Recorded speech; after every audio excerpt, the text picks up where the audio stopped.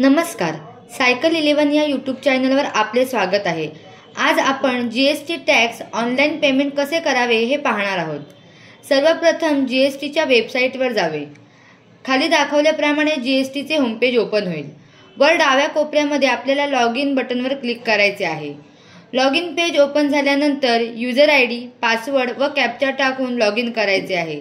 सर्व्हिसेसमध्ये जाऊन पेमेंट ऑप्शनवर क्लिक करा। चलन क्रिएटवर क्लिक करा व त्यानंतर चलन जनरेट होईल।